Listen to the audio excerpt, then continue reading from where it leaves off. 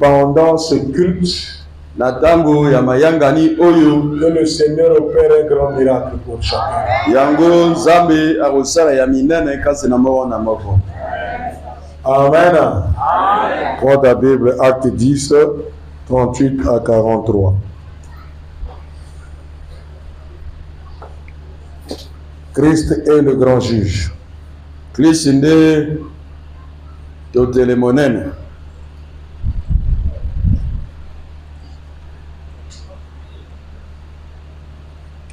Acte 10, 38 à 43.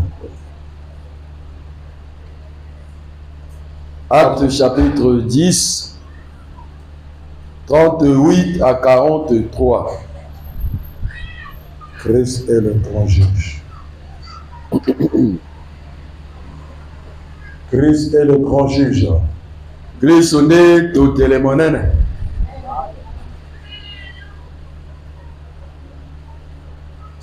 Nous lisons au nom de Jésus. Vous savez comment Dieu a oint du Saint-Esprit et de force Jésus de Nazareth et guérisé car Dieu était avec lui.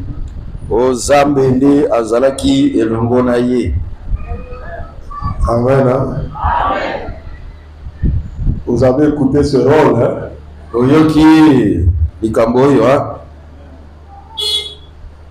Amen. Amen. Il est notre solution. Ce soir, nous allons faire un combat avec assurance. Lelo robunda bitumba moko na elikia na motema penza. Amen. Amen. Parce que nous avons un Seigneur qui va nous délivrer sous l'empire du diable.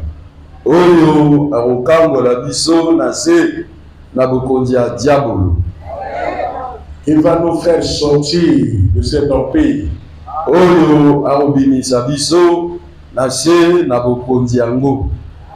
Nous le prions en tant que grand juge. Il a été rempli pour aller délivrer chacun de nous dans tout endroit où nous étions comme des esclaves.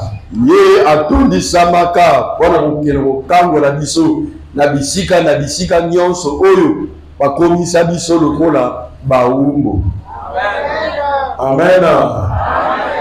Il a le pouvoir d'aller dans chaque endroit de délivrer celui qui est sous l'emprise des démons.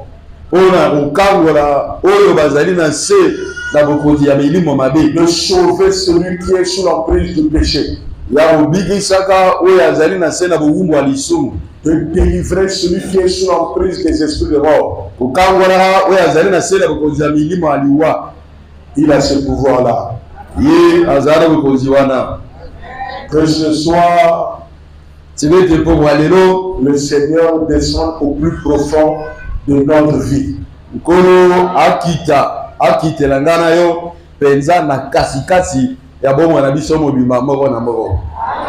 Quand tu vas l'appeler, dis-lui que j'en ai marre de cette vie.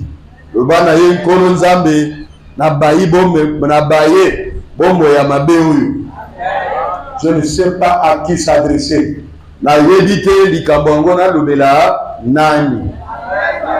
J'ai vu des médecins qui m'ont donné des ordonnances, mais ça n'a jamais marché.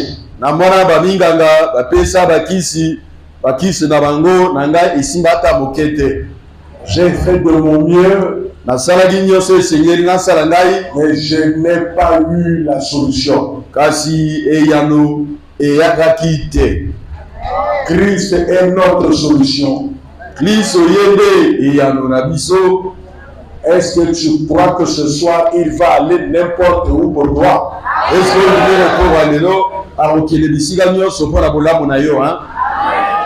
Il va nous faire sortir de l'empire. Arobimisa biso na nse na kibohumbu. L'empire du diable. Bohumbu ya diabolo. Amen. Amen. Quand on parle de ça, mes bien-aimés, vous savez que l'ennemi est rusé. Son empire est constitué d'autels. Amen. Où il essaie de se déguiser pour donner l'apparence qui n'est pas là. Mais lorsque nous voyons nos problèmes, nous voyons que le diable est là.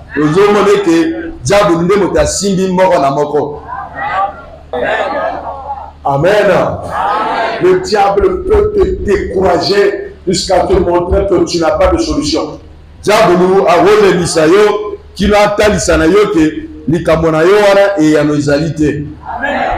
je te le dis et je répète, Jésus a le pouvoir d'arriver n'importe où et de délivrer.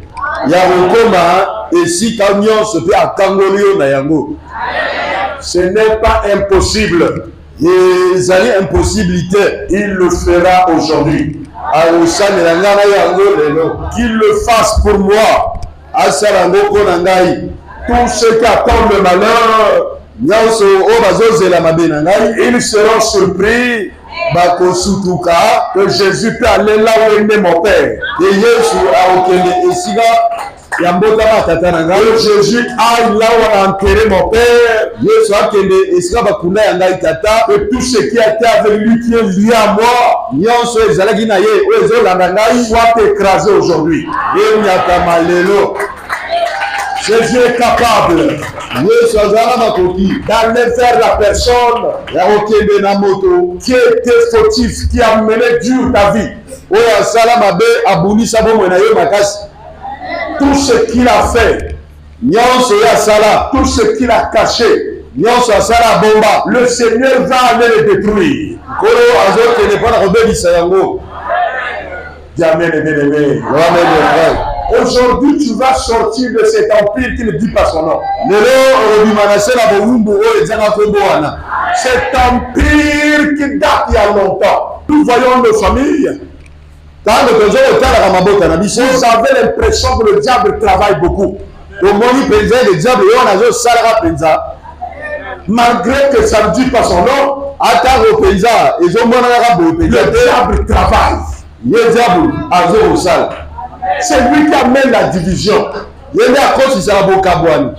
n'aime pas le groupe de ceux qui prient beaucoup.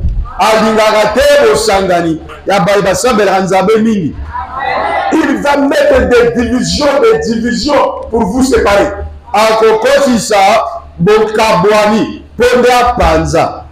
C'est lui le maître du découragement. Jamais bien-aimé. Il t'a amené dans un découragement où tu ne pries même plus là comme tu priais avant.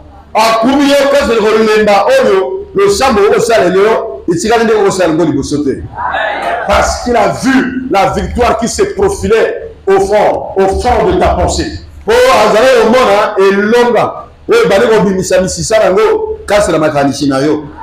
Aujourd'hui, je te l'assure, quel que soit là où nous sommes, nous avons un Seigneur. Nous y arriverons jusqu'au bout. Nous aurons la solution. Nous serons délivrés. Est-ce que tu entends ça, bien-aimé? Il va nous délivrer de cet empire parce qu'il a le pouvoir. Il est le grand juge. Il n'a pas de conseiller. Non, il n'a besoin de personne. Il se suffit lui-même. Même pour nous délivrer du péché. Il ne s'est pas servi des choses, ni des anges. Quand il s'agissait de nous délivrer du péché, il n'a pas utilisé les anges. Il s'est servi de lui-même. Il s'est présenté devant le trône blanc. Pas avec le cabri. Pas avec quelque chose. Il s'est présenté lui-même. Par son propre sang. Afin de nous purifier. Afin de nous justifier. Le diable qui nous condamnait. Le diable qui a dit non, il m'appartient. Je peux faire ce que je veux. Je tue quand je veux. Je viens quand je veux. Et lui, il s'est présenté. Il dit au diable non. Ce n'est pas tes créatures. C'est les créatures de l'Éternel. Tu n'es pas créé par Satan. Tu n'es pas esclave de ta mère ou de ton père. Le procureur près de la Cour suprême du ciel. Quel est le premier avocat général Jésus de Nazareth? Le maître du grand parquet. Le magistrat suprême. Qui n'utilise pas la loi. Qui n'utilise pas la constitution. Sa constitution, c'est son propre sang. La loi, c'est son propre nom. Quand il se présente comme ça, il verse son sang. Il a payé le prix. Il a dit je verse mon sang. Mon fils doit être délivré. Par le poussant de mon sang, il sera délivré. Est-ce que tu le crois, le bien-aimé? Tu vas sortir de cet empire. Tu vas sortir de cet hôtel où ta grand-mère a été tuée, ton père a été détruit. On se prépare pour te détruire. Mais je te rassure, il y a un grand juge, il y a un magistrat au grand parquet de l'Éternel. Jésus de Nazareth, il va te défendre aujourd'hui. Mettre fin à ce calvaire. Cet empire sera démonté. Sera démontré par Yoshua HaMashiach. Qu'est-ce qu'ils peuvent le faire eux? Il vient avec son propre sang. Eux, ils viennent avec leur force, leur cabri. Ils viennent avec leur magie. Avec la sorcellerie. Ils viennent avec leur pratique. Mais Jésus vient avec son sang. Pour te libérer, pour me libérer. Il nous a libérés à Golgotha. Il a dit tout est accompli. Pour le départ. Ce que je te dis, tu es garanti. Tu es un avocat. Pour ce combat, tiens-toi fort. Jésus est à côté de toi. Il a que j'ai gagné. Personne ne peut le gagner. Le monde aujourd'hui là. Personne ne peut défier Jésus. Amen. Je te dis la vérité. Pas enfant de Dieu. Pourquoi tu dors? Pourquoi tu n'es pas courageux? Ton maître a gagné. Regarde la victoire de ton maître. Regarde la victoire de ton maître. Ceux qui vont mourir. Mais Jésus a vaincu la mort. Il a vaincu la mort. Il va te justifier. Il va te justifier. Attention, attention, attention. Pour ceux qui croient que Jésus ne peut rien faire. Ils se trompent. Jésus est Dieu. Jésus est Dieu. Est-ce que tu entends bien aimé? Il a quitté le ciel pour une mission. Venir nous délivrer. Et c'est aujourd'hui que ça va se passer. D'une famille où celui-là a la vertige. Celui-là a le mot de dos. Celui-là on le perd. Celui-là ne dort pas. Ce n'est pas le mariage. Une famille attaquée. Prenez courage. Ne soyez pas découragés. Il y a un grand maître qui va vous justifier. Prenez pour avocat Jésus-Christ. Prenez pour avocat Jésus-Christ. Il va vous dépendre dans chaque barreau. Dans chaque barreau, il sera là. Dans chaque coin, je ne sais pas comment on appelle ça. Dans chaque tribunal. De petite instance. De grande instance. À la Cour suprême. On t'a convoqué. Il va répondre aujourd'hui. Il va répondre aujourd'hui. Là où on t'a convoqué. Là où on te juge tous les jours. Là où on t'accuse tous les jours. Aujourd'hui, il va passer. Il va répondre. Il va interroger tes soeurs et tes frères. Toi et toi et toi et toi. Qu'est-ce qu'il vous a fait? Pourquoi vous l'attaquez tous les jours? À partir d'aujourd'hui, je mets fin à ce dossier où tu grandis que dans ces attaques. Le grand juge est là. Et je suis là pour parler de lui. Pas de limite. Le roi de tous les temps. Toi qui pleures. Parce que c'est fini. Ce n'est pas fini. Il y a quelqu'un là-bas qui peut te donner la victoire. Là où les humains ne peuvent plus. Il va descendre là-bas. Il va aller au parc de la mort. Il va aller au parc de la mort. De la mort là-bas. Il dira la mort. Tu n'as aucun pouvoir. Tu étais vainqueur à courir. Lâche mon fils.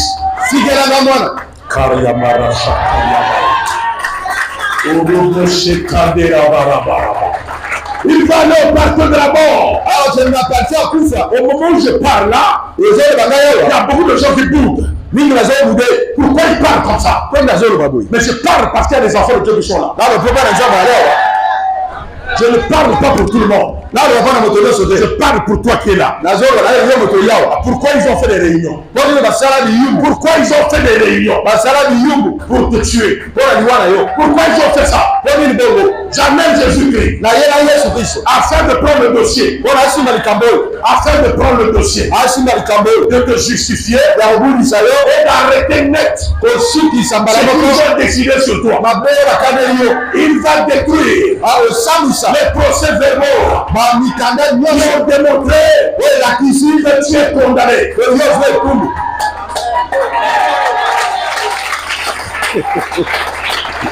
Il m'a dit de me dire, aujourd'hui il ne va pas faire appel. Je ne sais pas si assez doit faire le droit. Il ne va pas faire appel à ce jugement. Il ne peut pas faire appel. Parce qu'il n'est pas là pour participer. Et discuter avec les humains. Il va annuler carrément le dossier. Il va annuler le procès aujourd'hui. Le procès contre toi. Et d'annuler au nom de Jésus. C'est qu'ils m'ont convoqué. Devant la famille. Ils vont regretter aujourd'hui. Le procès qu'on a tenté contre toi. Tu es vainqueur. Quel que soit ce qu'on a dit. Tu sors vainqueur. Quel que soit l'incurable. Tu sors vainqueur. Jésus de Nazareth. Quel est ce parquet dans ce monde qui va comparer Jésus-Christ? Quel est ce parquet aux États-Unis? Même pas au Congo. Même pas en France. Même pas en France. Quel parquet peut condamner Jésus? Quel parquet peut condamner le roi des rois? Il va passer le bien-aimé. Il va s'adresser à ton grand-père. Il va s'adresser à ceux qui sont derrière toi. Il va s'adresser à ceux qui t'accusent. Le dossier du péché, il va présenter son sang. Par la foi que tu as amené ici. Il te purifie par son sang. Il te justifie. Et il te libère. Oh, tu n'as pas d'appel, tu n'as pas d'appel. Jésus me libère contre tout ce qui attend. Ce qui attend le mal. Ce qui attend le mal. Tout est annulé ce soir. Mais je viens avec le grand juge. Je viens avec Jésus que Nazareth. Il va aller partout. Il va parler à ses démons. Et vous les démons, vous étiez envoyés pour le tuer. C'est ça, non? Il dit oui. À partir d'aujourd'hui, en tant qu'envoyé général, je l'annule. Vous ne le tuerez pas. Amen. Il a dit le diable, il a dit Satan.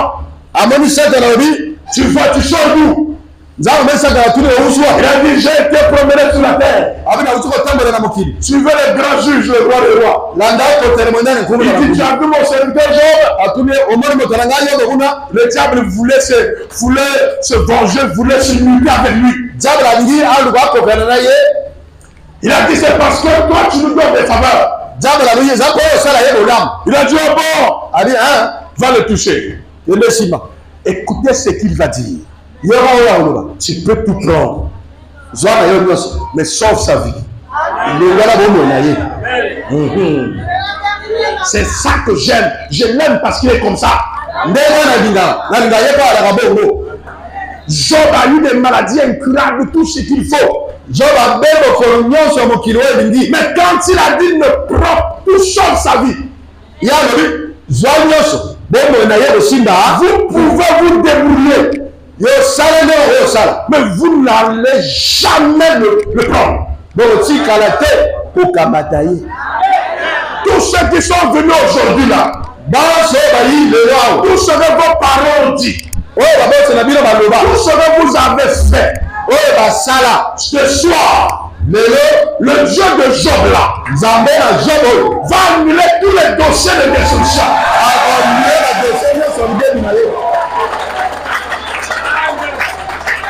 Alléluia. Quand il a dit à Satan ne touche pas à sa vie, Satan a dit quoi? Il ne pouvait rien dire. Il ne peut rien dire. Et je te le dis, le bien-aimé. Là où je parle, Jésus va décider pour toi. Satan ne dira rien. Les démons ne diront rien. Même les sorciers ne diront rien. Ceux qui ont jeté la maladie sur toi n'ont rien à dire. Non, rien à dire. Jésus annule la mort sur toi. Tu n'as pas d'amen, tu n'as pas compris. Malgré cette maladie-là, ça ne va pas te conduire à la mort. Quand Dieu dit quelque chose, aucune créature ne peut dire le contraire. Nous l'avons fait, nous assurons. Et c'est là que je dis ce soir. Je suis porte-parole de l'Éternel. Je ne parle pas de moi. Je parle de la parole. Dieu lui a donné le commandement. Il a ouvert du Saint-Esprit. Et tu veux la phrase, hein? Afin de délivrer tous ceux qui sont sous l'empire. Le gars, ils sont sous l'empire du diable. Yes, ça vous téléphoner le ah, le voyez bien, bon. Est-ce que, le week-end, ils avaient l'oreille au commentaire? Hein? Il va le faire maintenant, là. Il va le faire maintenant. Il va aller à Indélé, il va le faire. Il va aller là où se trouve le pouvoir. Il va aller prendre le tour de l'ennemi. Il va aller dans la maison de ton oncle paternel. Là où se trouve le problème là. Votre empire diabolique. Les cimetières que vous avez fait là, c'est pour aller enterrer les gens là. Dieu va aller là-bas aujourd'hui. Il va s'arranger tout le bien. La liste des cimetières là, ça sera annulé. Le Seigneur va détruire l'empire créé par votre famille. zana ndeko moko wa kana alingaki ya kufa na nyo mais lokola akokufa te kana alauki kana akomi kiriki ni toi mais soki kana ayi kofinga ye na kati na nzoto azongisa te azolobelaka yo meme na kati ya nzoto azolukaka scandale mais c'est que singa oyo atiaki na yo nzambe